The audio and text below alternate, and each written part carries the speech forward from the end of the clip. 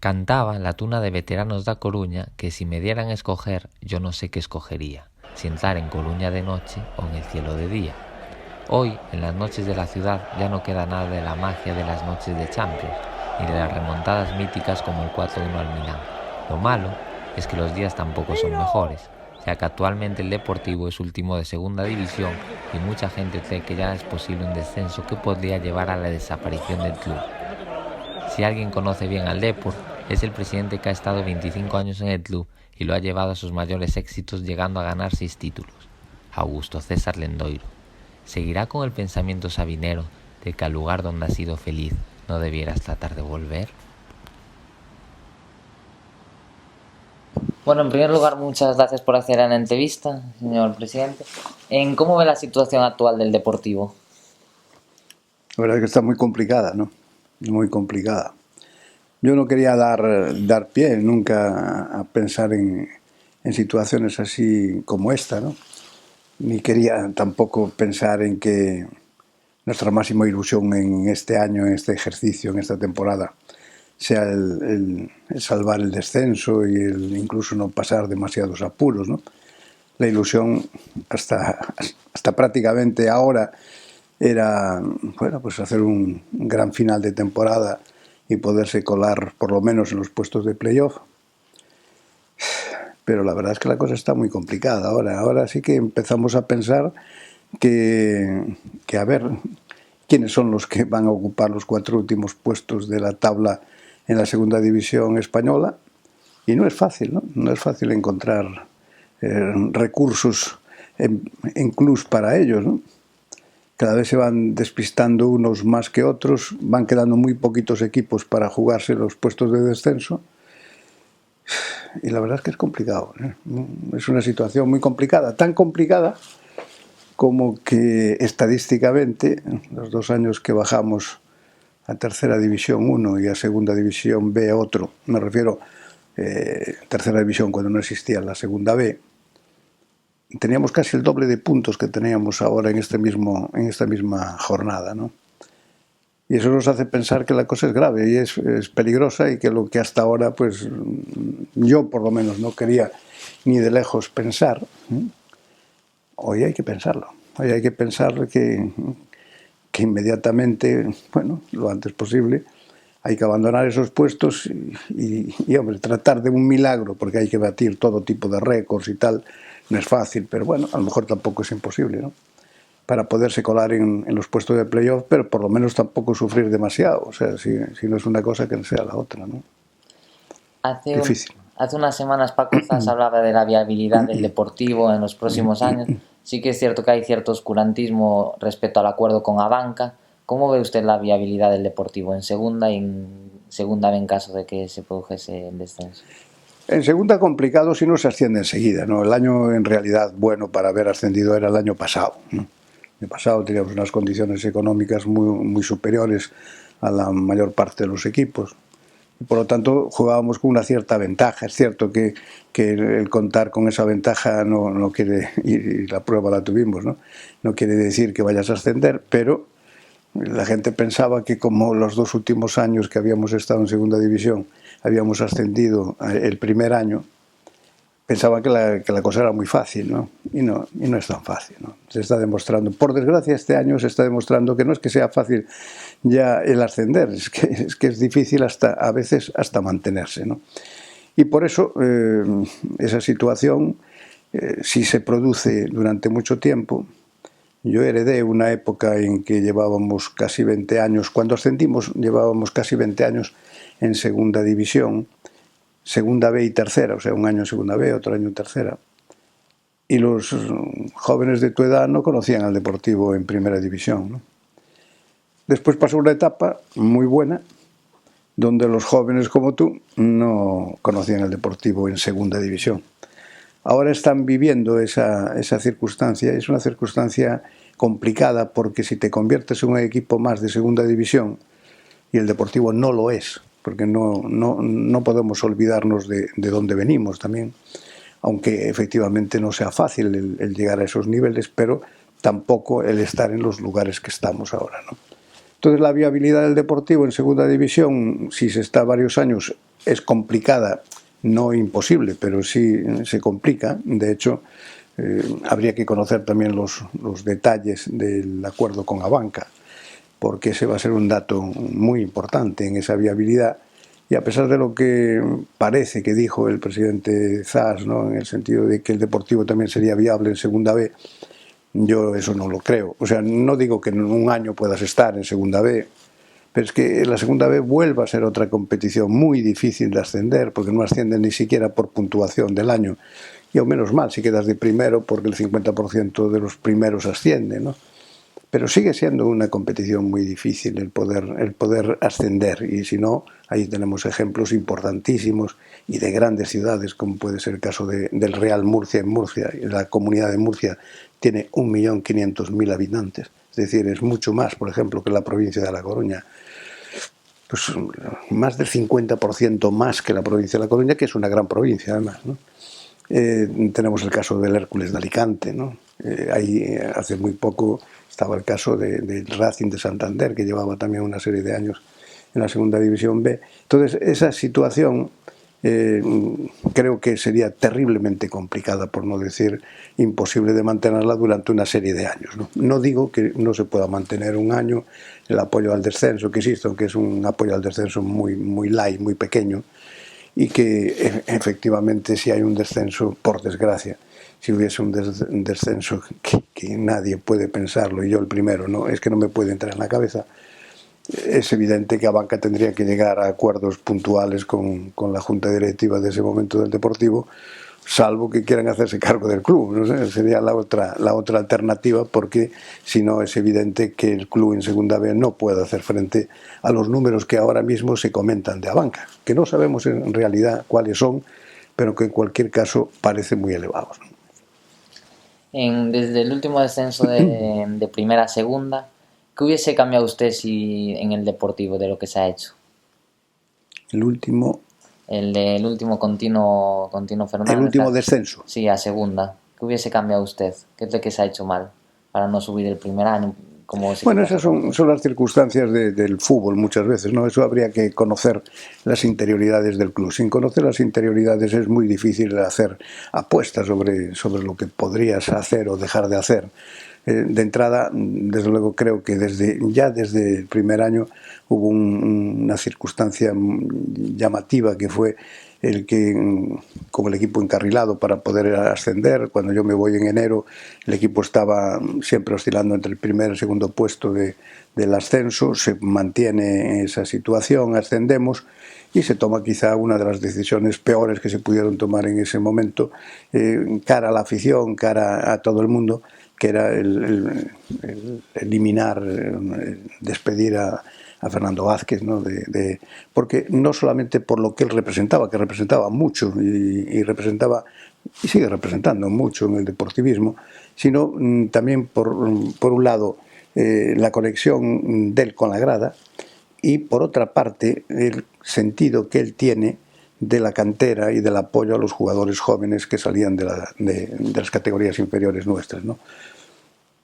En aquel momento, pues la mitad de la plantilla prácticamente habían estado en las categorías inferiores, el Fabril incluido, y sin embargo, bueno, pues de repente eliminamos hasta tal punto que en este momento solamente nos queda Alex Bergantiños, ¿no? de todos aquellos jugadores que no voy a decir que fuesen grandes figuras, pero que dado las circunstancias de lo que es el Deportivo, no ya solo actualmente, sino hace ya unos años, eran jugadores valiosos. Unos serían para ser titulares, otros para ser suplentes, a lo mejor alguno no tenía cabida, alguno otro sí se hubiese podido incorporar durante ese periodo de tiempo, seguro. Y esas circunstancias que ahora estás viendo, bueno, pues que hay equipos que tienen más jugadores nuestros que nosotros mismos, ¿no? Eso es una cosa verdaderamente curiosa. Está ocurriendo con el Huesca y ocurre con el Extremadura y ocurre, dices tú, algo raro, supone eso, el Eibar, pero bueno, por lo menos el Eibar ya son dos jugadores que has traspasado. Creo que sobre todo en el caso de el delantero centro. Yo creo que sin un buen delantero centro es muy difícil ascender, salvo que tengas un gran equipo, y desgraciadamente pues no lo hemos tenido, y quizá por muy poquito dinero hemos perdido un jugador que era de los máximos goleadores de la segunda división y que aún encima se quería quedar aquí, como era el caso de Quique, ¿no? O sea que son circunstancias efectivamente que hacen que uno hubiese pensado de una forma, yo creo que rotundamente distinta, ¿no? Es decir, a lo mejor no hubiésemos tenido tampoco suerte, ¿no? Porque en esto, cuidado, que nadie viene con una varita mágica y decide sobre el particular, ¿no? Cuando yo me hago cargo del Deportivo en el año 88, ya llevábamos 16 o 17 años en segunda división, y yo aún permanezco 3 años al frente del equipo en segunda división, ¿no? O sea, efectivamente, el primer año, el 88, es cuando nos roban la posibilidad de jugar la final de la Copa del Rey en Valladolid, pero en esa temporada el club queda en la mitad de la tabla, nada más, ¿no? Al año siguiente no, que pudimos ascender, no tuvimos suerte con los arbitrajes de Tenerife y lamentablemente pues la promoción la perdimos, y al año siguiente sí, en cambio tuvimos la suerte que no habíamos tenido el año anterior, y cuando nadie nos daba por ascendidos directamente, porque daban al Murcia precisamente desde hacía muchísimas jornadas que parecía que iba a ascender el Murcia, pues ascendimos nosotros, y a partir de ahí pues ya se abren otros 20 años en cambio en primera división ininterrumpidamente, que eran tantos como la mitad de los que había jugado en toda la historia el Deportivo en esa categoría. Hoy estuve en el estadio Riazor y pude comprobar como mucha parte de la dada pide la dimisión de la directiva.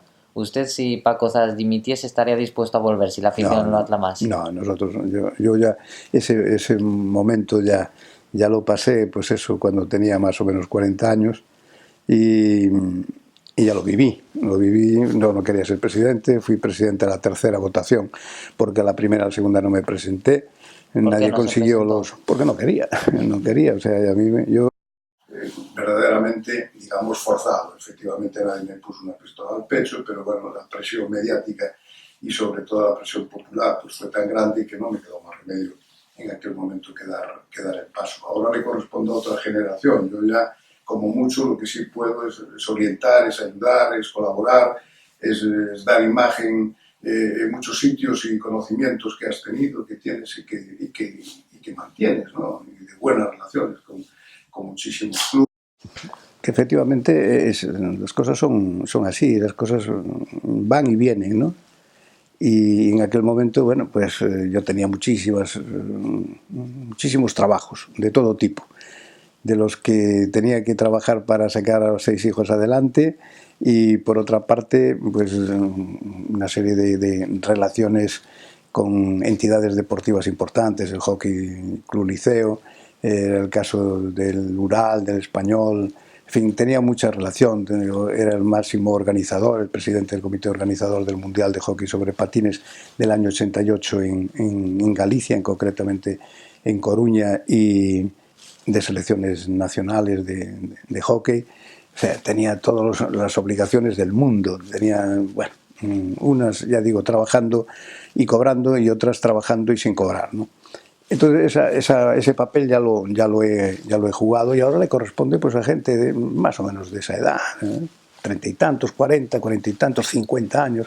Creo que sería lo ideal para buscar esa solución, ¿no? Otra cosa es que efectivamente yo pueda colaborar, y creo que puedo colaborar en muchas cosas. Me he ofrecido siempre a las juntas directivas.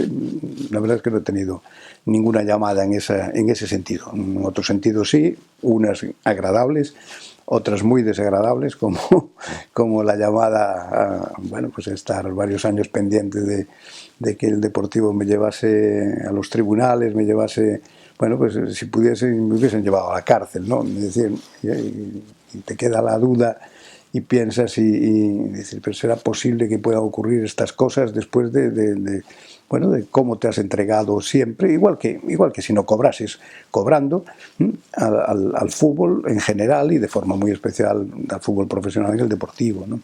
Entonces ahora le corresponde a otros, eso sí, pudiéndole echar una mano, que sin duda se la echaría si me la piden, claro. En 2014 usted se va del Deportivo pero previamente había anunciado que se presentaba a las elecciones que se iban a celebrar. ¿Por qué al final retiró su candidatura? Porque estaba claro, y bueno, después se produjo esa división, pero yo quería evitar esa división, ¿no? A mí no me aprueban las cuentas, que es la primera situación donde te das cuenta que quieren cambio, ¿no? O sea, la gente quería un cambio y se presenta, bueno, Constantino Fernández realiza una campaña verdaderamente llamativa y espectacular en el aspecto de todo tipo, ¿no? Desde la dedicación, los costes, el montaje, parecía una gran campaña política o algo del estilo, y te das cuenta que efectivamente la gente entra en esos y apoya de alguna forma, y aunque no de una manera llamativa, pero sí decanta claramente la balanza en ese lugar. Entonces lo que podías tú simplemente era continuar y dividir todavía más el deportivismo. Ya no digamos nada si tú pues optabas a lo mejor a tener un par de consejeros en el Consejo de Administración, y entonces eso generaría un gran debate. Entonces yo me inclino porque dejemos las cosas como están. La gente quiere un cambio, así lo demuestran con sus votos, y en ese momento, bueno, pues das toda la razón a esa posibilidad y te brindas a decir, bueno, pues oye, hasta aquí llegamos. Hubo sus escarceos de campañas fuertes, duras. Yo prácticamente en aquel momento estaba mucho más volcado que en las elecciones en sacar adelante el concurso y sacarlo bien, como creo que se ha sacado. Un concurso a 35 años de pago, no existen antecedentes en España y menos en el fútbol, ¿no? Y eso, bueno, pues trae como consecuencia que haya mucha gente que eso no lo pudiese entender, y entonces es cuando tú dices, de esta manera creo que le hago el menor daño posible al Deportivo y que se produzca la unión. La asamblea última yo creo que se termina fenomenalmente. Tomamos la decisión, tanto el presidente entrante como yo, al día siguiente el poder ir y ponernos de acuerdo para despedirnos unos y para tomar posesión otros con los jugadores y tal. Yo aún estoy esperando que me avisen para poder hacer esa relación, ¿no? Eso trae como consecuencia que poco a poco se divida el deportivismo todavía más, ¿no?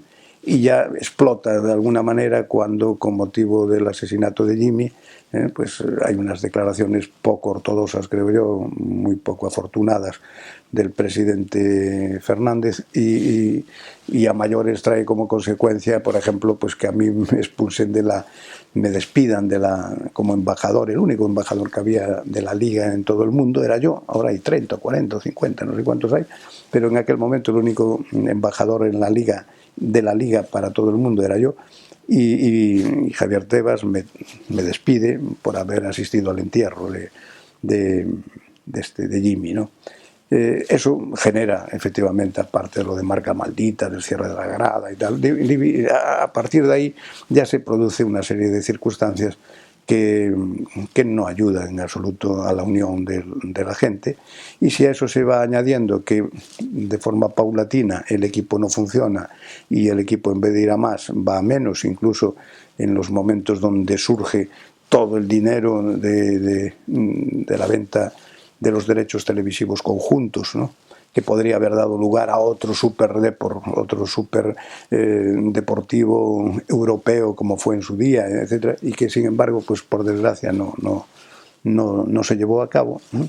Entonces eso va dividiendo cada vez más a la gente y origina, bueno, pues lo que hemos visto en los últimos años y de forma muy especial en los últimos meses, ¿no? Que la gente se enfada, la gente grita, la gente pide dimisiones, cosas por el estilo. Curiosamente, el único dimitido hasta ahora ha sido precisamente Anquela, que era lo que la gente no pedía, ¿no? La gente no pedía la dimisión de Anquela y es el único que, no que haya dimitido, sino que lo han cesado, que lo han despedido, ¿no? Usted siempre tuvo la idea de que en el Deportivo mandase la afición, mandasen los socios. ¿Usted que con la última ampliación, sobre todo de capital, de Constantino Fernández, eso se ha perdido? Totalmente. En este momento es muy difícil, pero muy difícil Bueno, se ha perdido, yo creo que en fútbol en general se ha perdido casi todo, ¿no? Yo estoy preparando precisamente un artículo estos días para hablar sobre eso, lo que era el fútbol de antes, lo que es el fútbol de ahora. Y en este caso, pues el Deportivo, que los 15, 20, 30 primeros accionistas, cuando yo me voy, tenían, y además lo digo también en ese sentido porque era más difícil el haber conseguido, en este caso, pues para Constantino Fernández, que llegaba, el conseguir esos apoyos. En aquella época, los 15, 20 o 30 primeros accionistas a lo mejor tenían el 10% del capital del club, o como mucho a lo mejor el 12 o el 14%, ¿no? Hoy como mínimo en realidad tiene un 30%, ¿no?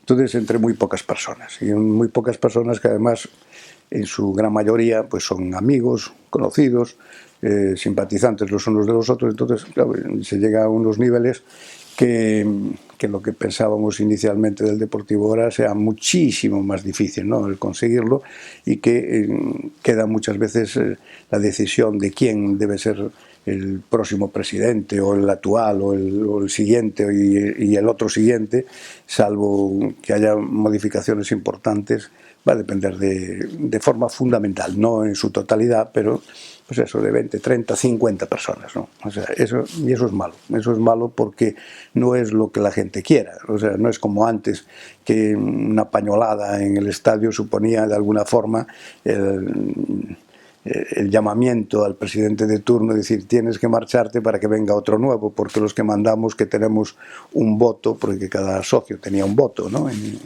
en esas situaciones deportivistas y del Deportivo y de todos los clubes españoles. Pues si estaban todos de acuerdo en que había que hacer un cambio, pues efectivamente o bien era una moción de censura, o bien era un cese, o bien era una dimisión ya pactada con el propio presidente. Hoy en día no, hoy en día puede estar muchísima gente de acuerdo en que se debe de tomar una decisión u otra. Si 30, 40 o 50 personas piensan lo contrario, efectivamente eso no se puede llevar a cabo, ¿no? Y en tantas cosas como esa, y esa tan importante, es en lo que ha ido cambiando el fútbol. Fíjese, es curioso. Hoy el Depor jugaba contra el Elche y yo recuerdo el primer año que descendimos a 2011-2012. Hubo un partido contra el Elche en el que quedamos 4-3, y Riazor estaba lleno, tiene un fallo Aranzubía, todo el mundo lo apoya. Hoy curiosamente tiene un fallo Dani Jiménez en el segundo gol del Elche y ya run en la grada. ¿Qué es lo que ha cambiado en la afición? Que ahora ya no tiene esa alegría, esas ganas. Yo creo que sigo pensando que es la división, ¿no?, la división existente, ¿no?, de que la gente, por las razones que sean, y yo no digo si con razón o sin razón, me imagino que con razón, la gente pide unas cosas que observa que no se producen, ¿no? Entonces eso es un sinvivir de alguna manera que se está produciendo un día sí y otro también en el deportivismo, y que unas veces ya primero afecta a unos, pero después al final afecta a todo, ya el montaje deportivista, ¿no? Es decir, ¿por qué? Porque no tiene duda de que Dani es uno de los jugadores verdaderamente idolatrados en esta última etapa del Deportivo, ¿no? Sin embargo, efectivamente se puede ir produciendo ese hecho, porque decir, mira, es que ya no creemos en nada. O sea, poco a poco se va perdiendo eso, y a lo mejor lo que en un momento determinado, hace unos meses, sin ir más lejos, pues o incluso unas semanas, tenía todos los apoyos del mundo, llegado un momento, como ya se están perdiendo todo el sentir y no me están haciendo caso a lo que yo siento y lo que yo pido, pues ya me enfrento a todo, con razón o sin razón. Ya llega un momento en que eso a lo mejor incluso cuenta poco, ¿no? Es una pena, pero es así. Es decir, el fútbol es un sentimiento, y ese sentimiento, cuando llega a no poder cada uno expresarlo dentro de sí y entender lo que está ocurriendo, aunque las cosas vayan mal, pues produce esos efectos, ¿no? Fíjese, hace unos años en el Deportivo la afición tenía unos abonos más o menos acordes económicamente a la situación del club. Hoy en día tenemos los precios de los abonos de los más altos de segunda. Ya nos hacen casi campañas para socios de entrada a 5 euros con el carnet de socio. Ya no hay ese ambiente. ¿Cómo tiene que solucionar eso el Deportivo? ¿De qué le falta? ¿De qué está maltratando al socio? No, hombre, hay otras cosas a lo mejor, para mí, desde mi punto de vista, una situación bastante absurda, salvo que te sobre el dinero, ¿no? Es que paguen los autocares para que los socios lleguen hasta el estadio, porque como se les ocurra a muchos socios actuar así, a ver quién soporta ese gasto, ¿no? Pero no creo que el socio esté especialmente maltratado. Lo que sí pienso, por ejemplo, es que no entendieron lo que era la entrada de acompañante. La entrada de acompañante era para beneficio del socio. Y la gente lo malinterpretó, a lo mejor porque quiso malinterpretarlo y pensando que no, es al revés. Eso es en detrimento de los socios, en perjuicio de los socios. ¿Por qué si paga tanto? No, es que es un derecho que tiene el socio, que lo puede utilizar o no. Pero el que no lo tiene es el público en general, es decir, ese no tiene. Si usted quiere utilizarlo como socio, ese derecho, y llevar a su hijo, a su nieto, a sus amigos o algo así, lo tiene usted, ese derecho, no lo tienen los demás. Es más, los demás tienen unos precios altos para que eso suponga que si quieres o eres socio o eres un amigo de un socio, ¿no? Mientras que de la otra forma, ahora mismo hay precios muy baratos que en ocasiones es curioso que si haces los números a lo mejor te compensa pagar todas las entradas del año y no hacerte socio anual, con la diferencia es que muchas veces el socio anual, por razones X del tiempo como hoy a lo mejor, por la distancia, por los horarios de los partidos, por los días de los encuentros, etcétera, no puede venir ni a todos ni a casi todos los partidos del año. Y sin embargo, haciendo el cómputo, resulta que sale más beneficiado el que va comprando entrada a entrada. Eso no tiene sentido, ¿no? Y eso traía como consecuencia que se pudiese llevar, pues por 5 euros pudiese llevar pues a los niños pequeños, pues, y que los niños fuesen creándose esa idea de que los sábados o los domingos hay que ir al estadio de Riazor a ver al Deportivo. Eso tenía que ser. Y eso envainaba mucho con lo que era también la gente que venía de fuera de la ciudad, que muchas veces nos olvidamos de ellos, ¿no? De toda Galicia, pero de forma, claro, pues más especial, los cercanos a la ciudad de La Coruña, que tenía esa posibilidad de venir con toda la familia, y un día de, bueno, pues hoy llevo a toda la familia al fútbol, ¿no? Y no le costaba más que a lo mejor llevarlos al cine. Bueno, pues entonces, ante esa situación, se inclinaba la gente por el fútbol y por el Deportivo, y empezaba y compraban la bufanda, y después me compraban la camiseta, y después se hacían deportivistas de pro, ¿no? Sí, bueno, la bufanda también se ha regalado a usted, hubo una campaña el año que Ya, va a 25.000 personas, porque fue con el socio 25.000, o sea que se habían conseguido con ese apoyo precisamente en aquel momento también de Estrella Galicia, se había conseguido el regalar y eso a la gente, esas son cosas que le quedan marcadas y que las disfrutan muchísimo tiempo, ¿no? Para alguien que nació después del Super Depor como yo, que no lo vivió, ¿cómo le explicaría qué fue el Super Depor?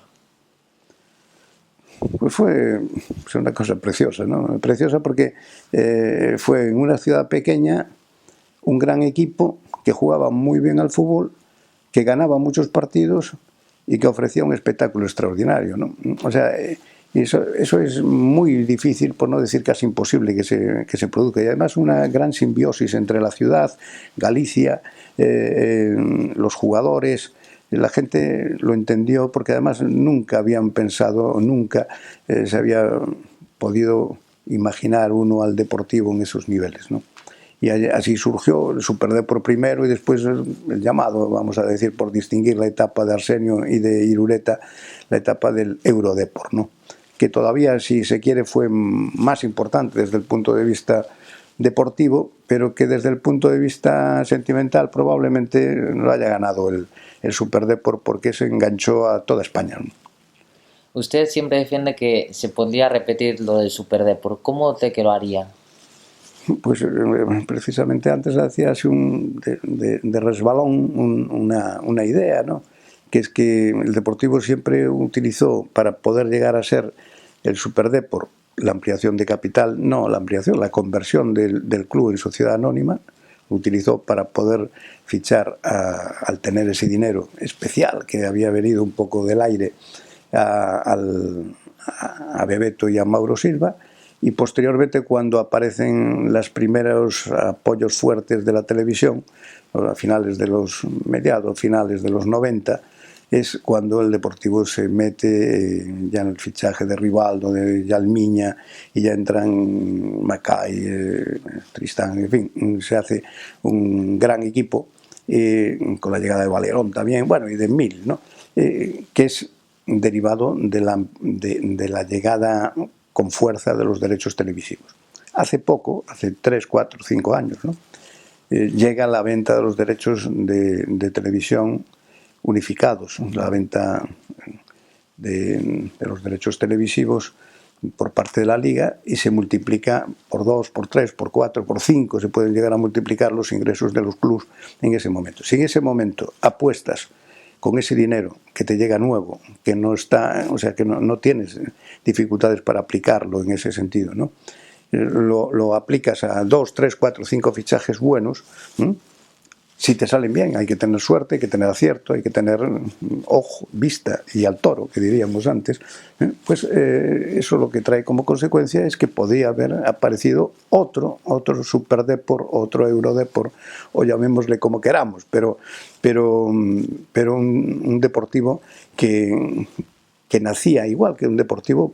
Pudieron haber nacido otros muchos. Ahí está, por ejemplo, pues la Real Sociedad. Es un equipo que aprovechó ese dinero precisamente para hacer una serie de fichajes que le dieron un buen resultado, pero que estamos hablando de un Deportivo que no es que luchase contra los equipos que estaban pues en ese nivel 3, 4, 5, 6, 7 que puede dar lugar a Europa. Es que el Deportivo luchaba para ser campeón. O sea, era un equipo campeón. Unas veces lo pudimos ser, otras veces lo perdimos desde el punto del penalti, otras veces lo perdimos porque los gallegos somos como somos y pensamos que bueno, que ya justificamos y somos pobriños y nosotros no podemos decir esto y lo otro, no sé qué, ay, pobriño, tal. No, o sea, eso lo perdimos, nos faltó quizá la garra y la decisión de decir vamos a ser campeones y podemos ser campeones y tenemos que ser campeones, y siempre con mucho miedo, mucho que no molestes a nadie, o Madrid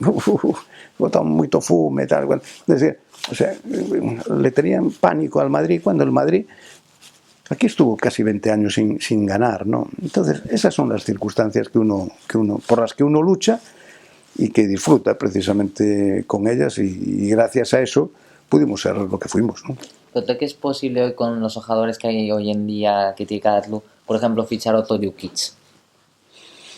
Siempre, o sea, aparecen jugadores en todos los lados, ¿no? Y cada vez aparecen más y en todos los países. Es decir, hoy pueden surgir en cualquier lado y sobre todo, precisamente como hay tantos, pues pueden aparecer en cualquier lado, ¿no? No es fácil el dar con ellos, pero efectivamente se puede producir. Usted siempre empezó muy temprano, a muy temprana edad, a ser presidente, a los 15 años más concretamente en el Ural, y después fue presidente del Hockey Liceo. ¿Cómo cree que le ayudó esa experiencia a la hora de gestionar el Deportivo? Pues el Deportivo al final es lo mismo que el Ural, pero cargado de millones. O sea, esa es la realidad, ¿no? Pues claro, a los 15 años los jugadores del Ural tenían más o menos mi edad, un poquito, porque yo me hice presidente porque ya pasaba de la edad. Claro, con 15 ya no eres infantil, ¿no? Entonces los jugadores tenían de 14 años para abajo. Y el hacerte a la idea de dirigir pues esos chavales que eran de tu misma edad y tener que mantener también una disciplina, pues es como el que quiera ser, me imagino, el que quiera ser un buen director de cine, un director de teatro, algo así, pues antiguamente empezaba pues por que tenía que ser director del teatro de colegio, teatro parroquial, teatro universitario, teatro, en fin, y se iba haciendo, y eso era el fútbol modesto antes, ¿no? Que la gente, y lo sigue siendo en muchos sitios todavía ahora, la gente aprendía precisamente las cuestiones básicas, porque al final el gol sigue siendo el gol, el entrenador sigue siendo el entrenador, y tú tienes que mantener esos sistemas dentro de tu nivel. Y por eso la única diferencia al final, ¿cuál era? Dinero.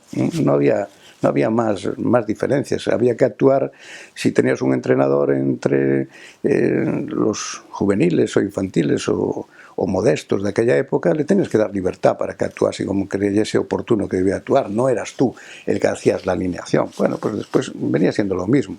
Si los resultados no eran buenos, tenías que tomar la decisión de si continuaba o no continuaba el entrenador, si tenías que hacer cambios en los jugadores para la temporada siguiente. Al final todo era igual, ¿no?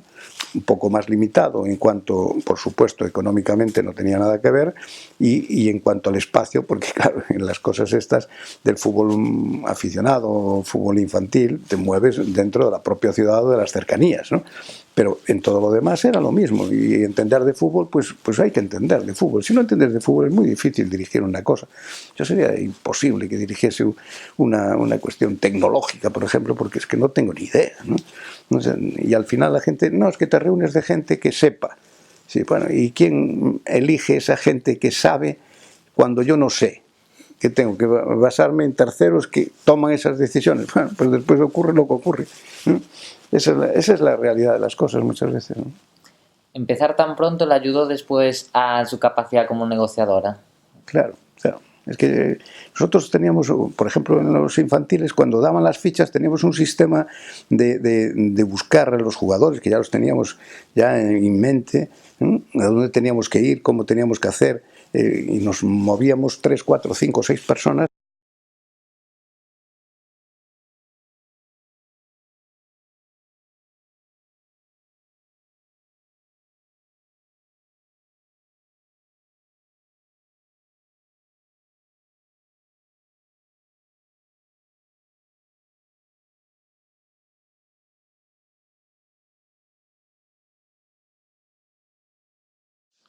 Bueno, es curioso, presidente, que hablábamos de lo que le había usted ayudado en haber presidido al Ural, y me hablaba usted de que si tú no fichas a un jugador rápidamente te lo quitan.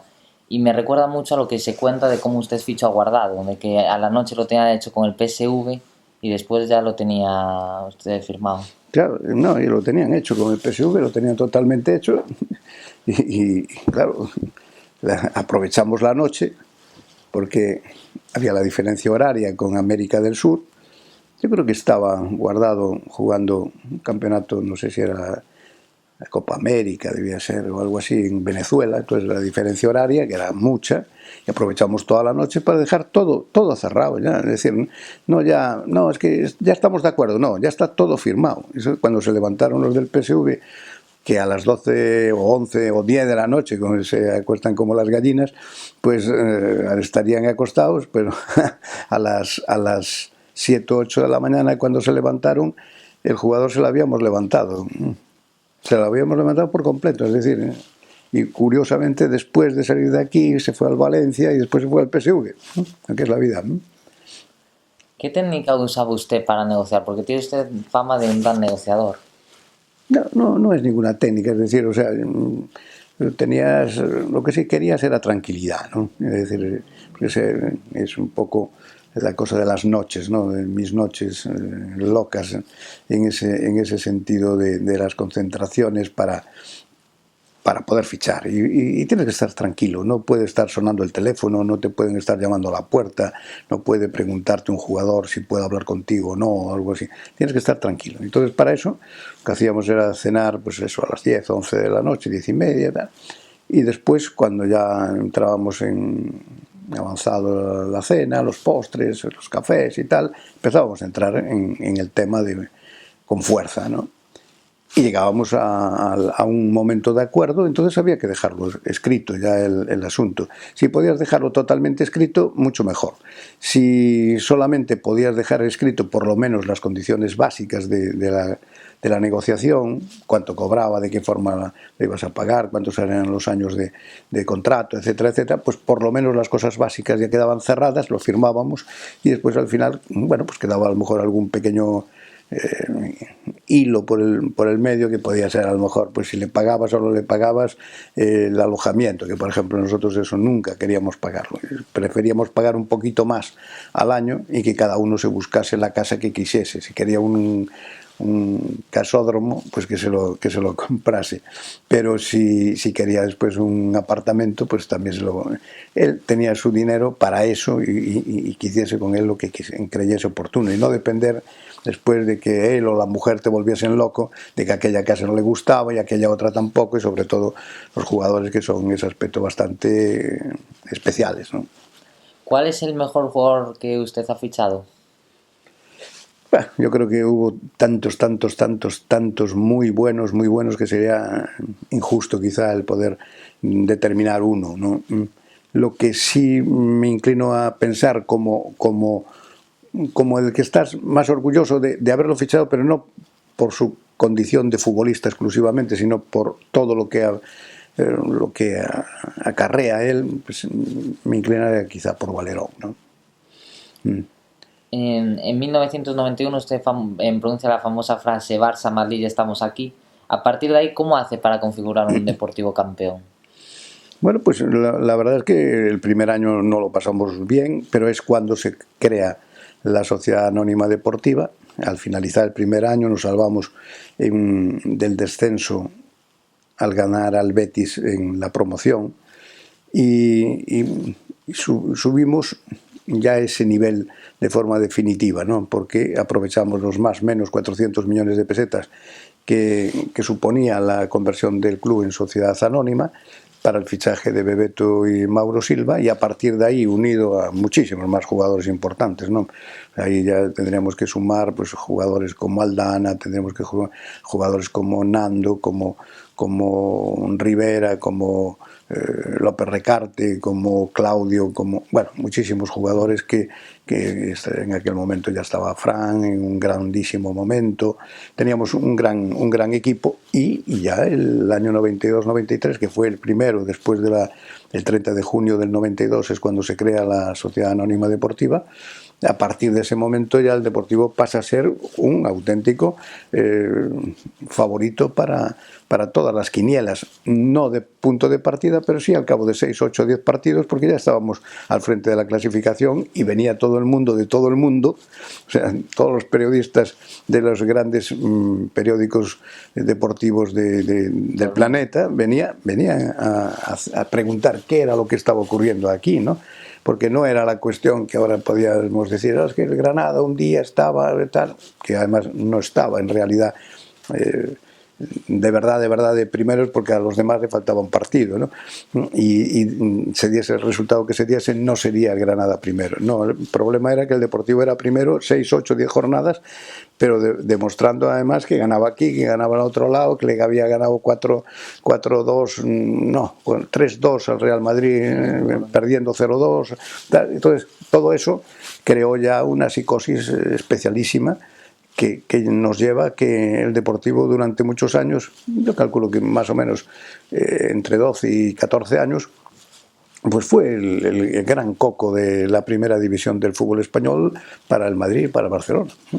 Y en 1994 estamos a punto de acariciar el título de Liga. En Jukic falla un penalti en el último minuto. ¿Cómo recuerda aquello y cómo recuerda aquella temporada? Bueno, la perdimos nosotros. El penalti fue una anécdota importantísima y algún día yo creo que será motivo de una película o algo por el estilo, porque es una situación verdaderamente épica, ¿no? Hay libros que empiezan con esa historia. Yo me acuerdo de pequeño que tenía un libro que empezaba y lo pasaba muy mal porque no podía pasar a la primera hoja, que decía: a mí de pequeño me llamaban Jukic porque me gustaba lanzar penaltis y nunca los metía. Y pues esa situación se produjo, ¿no?, de alguna manera en el Deportivo y en todo el fútbol español. Y fuimos, yo creo que la gran novedad, yo no diría solamente de una década prodigiosa, de verdad, sino yo creo que eso quedará para la historia. Es decir, que hubo un equipo en un momento, porque no es tampoco la época donde los equipos vascos, tanto la Real Sociedad como el Athletic Bilbao, consiguen 2 títulos consecutivos de Liga. Es una época donde prácticamente no hay extranjeros en España, no se permite que haya futbolistas extranjeros. el nivel de la competición entonces queda muy limitado a lo que era España, y el 1 o 2 extranjeros también eran considerados como tales, el portugués, el italiano, el francés, o sea, mientras que después podías tener un equipo, después de la ley Bosman, podías tener un equipo, como llegó a tener casi el Deportivo, donde había muchos más extranjeros que nacionales, ¿no? Entonces, esa potencialidad que se dio en la Liga Española la vivió el Deportivo en primerísima persona, en los momentos más álgidos quizá de la competición, ¿no? Y peleando de tú a tú con el Barça y con el Madrid, pero como un equipo que somos tres. Nosotros muchas veces nos asustaba, incluso nos llamaba la atención de verdad el llegar a lo mejor a Barcelona y ser considerado por la prensa catalana como favoritos para ganarla al Barça en el Nou Camp, ¿no? O sea, esas son cosas, o cuando después se producen circunstancias tan excepcionales como en el centenario del Madrid de la Copa de España, pues ganarle al Madrid en el Bernabéu, ¿no? O sea, esas son esas cosas que quedarán para la historia del fútbol español y del fútbol mundial, o como queda también para el fútbol mundial, pues el eliminar al grandísimo Milán después de haberte metido 4-1 en Italia, en San Siro, y después en cambio aquí le metes 4-0, y si hubieses necesitado a lo mejor alguno más, a lo mejor también se lo hubieses metido más, ¿no? Y al año siguiente, contra el mismo rival, contra el Valencia, gana la Copa en Madrid. ¿Cree que el fútbol le dio lo que le debía el año anterior? Bueno, yo siempre dije que el fútbol español nos debía una liga y la cobramos después, ¿no? Pero efectivamente, aunque la Copa no es lo mismo que la liga, porque ligas solamente las ganamos 9 equipos, ¿no? En toda la competición que existe en España de la Liga Española. Sin embargo, en la Copa sí hay bastantes más equipos que la han ganado durante toda la vida de la competición, ¿no?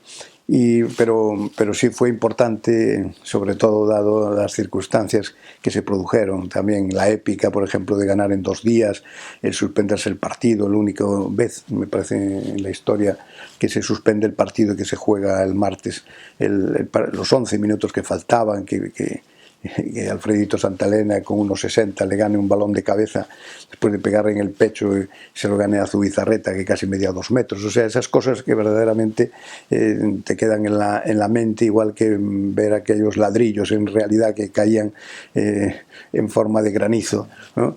y que te llamaba la atención de cómo se producía eso, a pesar de ser gallego y de haber visto muchas lluvias y muchas granizadas en tu tierra, pero nunca haber visto una cosa parecida a lo que ocurrió aquella noche, ¿no?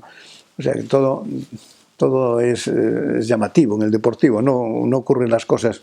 O sea, las normales, normalmente a lo mejor fallamos, pero bueno, lo que son después llegar, si llegábamos a una final, las 5 finales a las que llegamos ganamos, 2 finales de Copa del Rey y 3 Supercopas, no hemos perdido ninguna, ¿no? Ni hemos perdido ningún partido de las Supercopas tampoco. Es decir, son esas circunstancias que quedarán para la historia. En 1999 el Deportivo consigue su primera liga. ¿Usted, después del 94, pensaba que era posible volver a optar? Totalmente, estaba seguro que íbamos a ganar. Y ganamos la del 99-2000, pero pudimos haber ganado alguna más.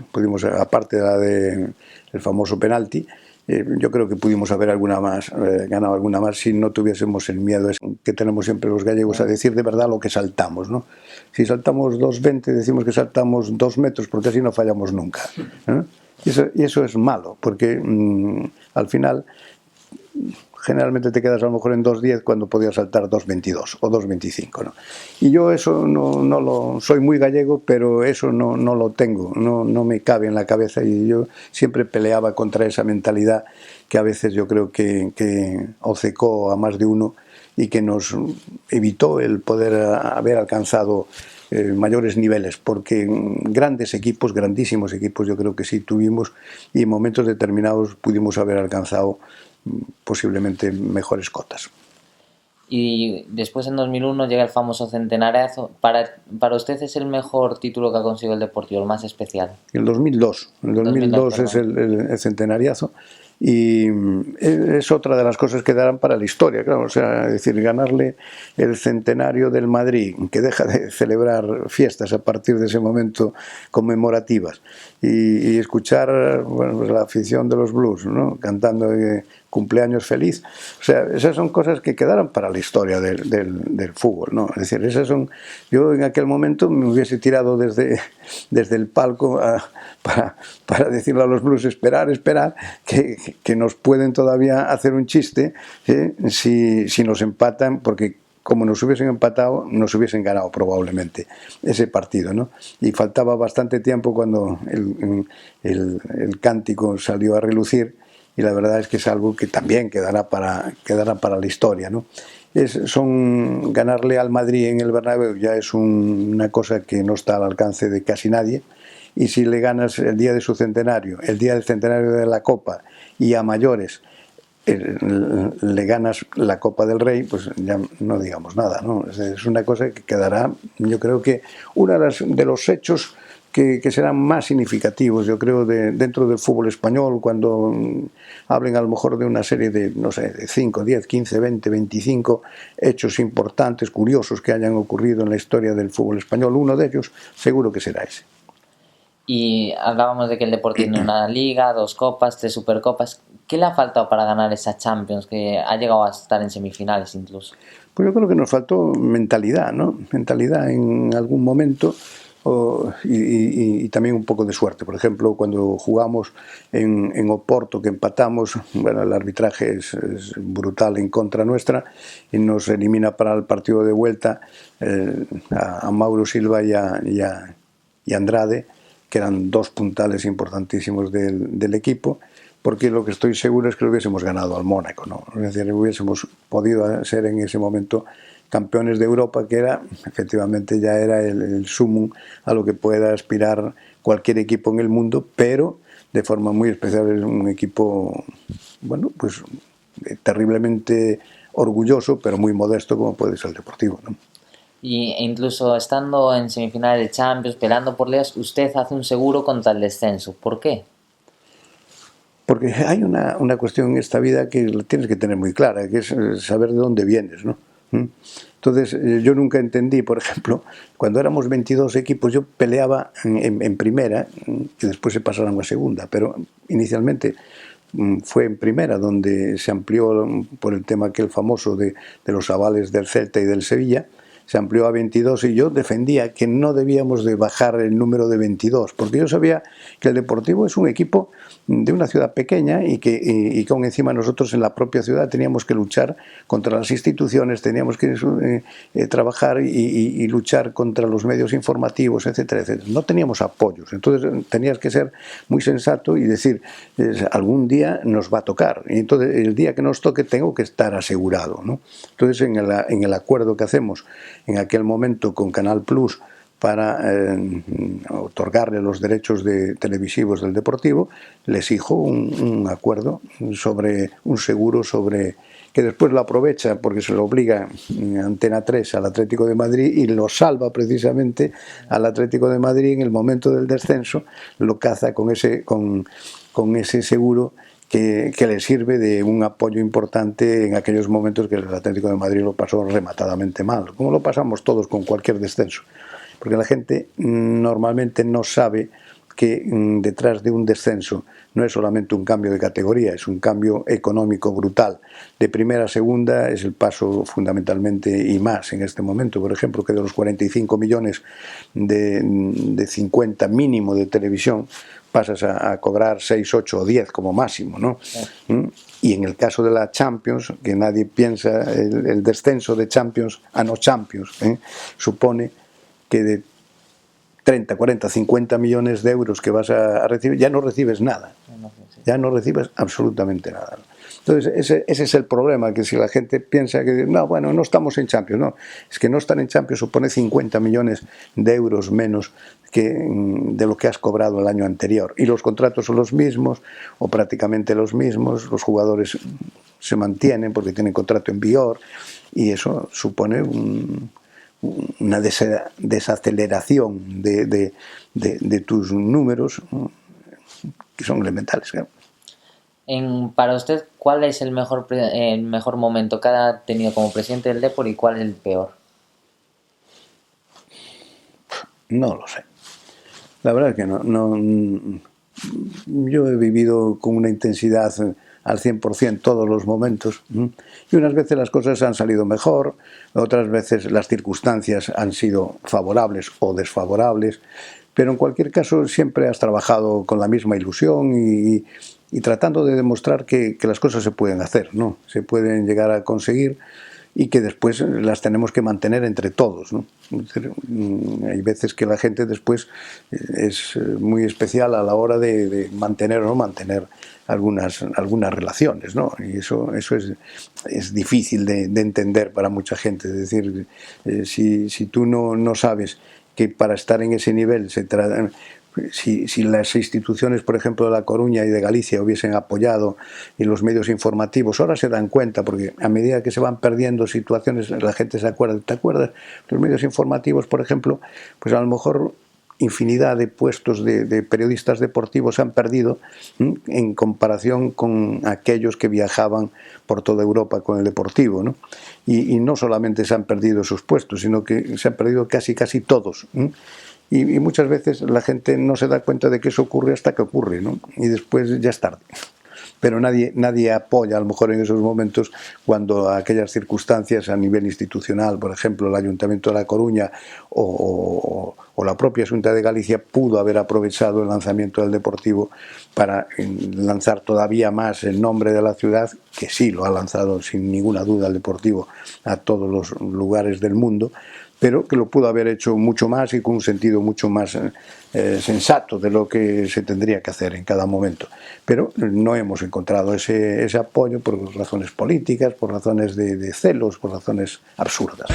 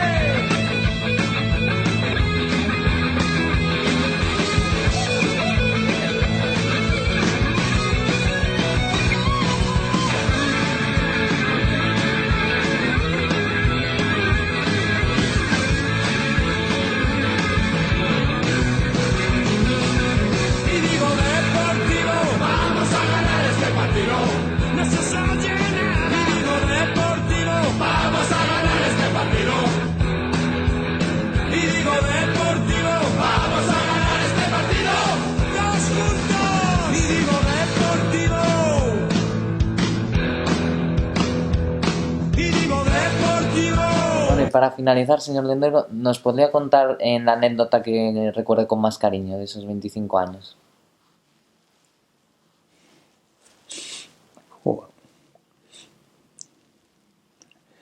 Hombre, no sé si la anécdota con más cariño, o sea, que recuerdes con más cariño, pero así quizá lo que sirvió un poco de aldabonazo principal fue el fichaje de Bebeto, ¿no? El fichaje de Bebeto por el Deportivo, que todo el mundo lo daba por muerto, en el sentido, o sea, que no se podía hacer el fichaje porque se iba al Borussia de Dortmund, estaba todo hecho y tal, y el desplazarnos, el Luisín Sánchez do Porto y yo a Brasil y conseguir en Río de Janeiro el que pudiese venir con aquella famosa frase de que estamos en el Hotel Riazor, ¿no? que la playa de Riazor era una pequeña Copacabana, ¿verdad?